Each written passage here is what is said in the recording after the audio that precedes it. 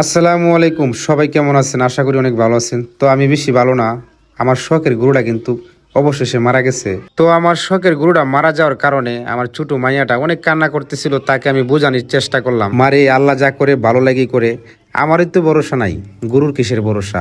আমার গরুটা কেন মারা গেল, কি হয়েছিল, সম্পূর্ণ কথাগুলা আপনাদের কাছে আমি শেয়ার করব ইনশাল্লাহ। তো আমার গাভীটা 8 মাসের গর্ভবতী ছিলেন। তো হঠাৎ করে পেট ফুলে যায়। তখন আমি কিন্তু সর্বোচ্চ ডাক্তারের সাথে যোগাযোগ কইরা কিন্তু অনেক চিকিৎসা করি। আমি কিন্তু এই গাভীটার তলে 12,000 টাকার মতো খরচা করছি, তারপরেও কিন্তু সুস্থ করে তুলতে পারি নাই। অবশেষে মারা গেল। আমার গাভীটার জন্য অনেক মানুষ দোয়া করছে, তারপরেও কিন্তু সুস্থ হয় নাই। এই গাভীটা মারা যাওয়াতে আমার ফ্যামিলির প্রতিটা মানুষই অনেক বেশি কষ্ট পাইছেন। কারণ এই গাভীটা ছিলেন 8 মাসের গর্ভবতী। যদি ওইটা ফোর হইতো ভালো মতেন, তাহলে কিন্তু আমাদের ফ্যামিলির প্রতিটা মানুষই এই গাভীর দুধ খাইতেন। তো আল্লাহ যা করে ভালো লাগি করে, হয়তো আমার এই গাভীটা আমাদের রিজুকে নাই, তার জন্য এই গাভীটা মারা গেছেন। তো আমার সাথে বারবারই কেন এমন হইতেছে তো আমি জানি না।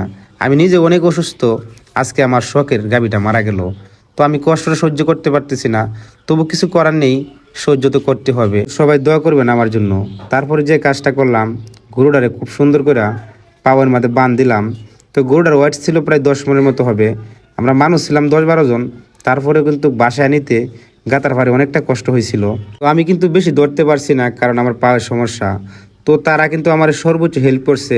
যে দেখতেছেন উদাম যে ভাইটা, সুরাব ভাই, উনি কিন্তু আমাকে সর্বোচ্চ সাপোর্ট দিচ্ছে, নাহলে কিন্তু আমরা গরুটা এই জায়গায় আনতে পারতাম না। তো আমরা 2 ভাই 3 ভাই সাথে ছিলাম। তো যারা আমাকে সাপোর্ট দিচ্ছেন তাদের জন্য আমি মন থেকে দোয়া করি। যদি তারা আমাকে এভাবে সাপোর্ট না দিতেন, তাহলে আমি গরুটা কিন্তু এই জায়গায় আনতে পারতাম না। তারপরে যে কাজটা করলাম, এখন কিন্তু আমি মাটি দিয়ে গরুটারে সুন্দর করে ঘুরতেছি, যাতে ফেল বান্দরে না ধরে। আমাদের এলাকা বানর নাই, তো শেল আছে। তো জানি না শেলে ডিস্টার্ব করে কিনা। তখন আমার মনটা খারাপ ছিলেন। তো অনেকে আমাকে বুঝাইতেছিলেন, সেলিম তুমি চিন্তা করো না, তোমার একটা গরু মারা গেছে, আল্লাহ যদি তোমাকে অন্য হাতে দিতে পারবে, তুমি মন খারাপ করো না। আমার কোনো মন খারাপ নাই। তো সবাই দোয়া করবেন আমার জন্য। তো আমি গরুটার কথা বলতে পারবো না, কারণ এই গরুটার আমি সর্বোচ্চ সময় দিছি। শীতের দিন আমি সালা উড়াইছি। আমি যে জায়গায় আমার গাভীটা মাটি দিছি, এই জায়গার গর্তটা কিন্তু আমার বড় ভাই করছে। আর আমি কিন্তু পাও নিয়ে কোনো কাজ করতে পারি নাই।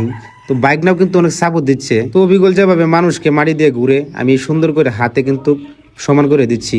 তখন বাইক না বলতেছে, মামা আমি চলে যাচ্ছি, তুমি চিন্তা করো না, হয়তো আল্লাহ তোমাকে অন্য হাতে দিবে, দেওয়ার মালিক কিন্তু উপর আল্লাহ। তারপরে আমাদের মাটি দেওয়ার কাজটা শেষ করে আমি এখন চলে যেতেছি।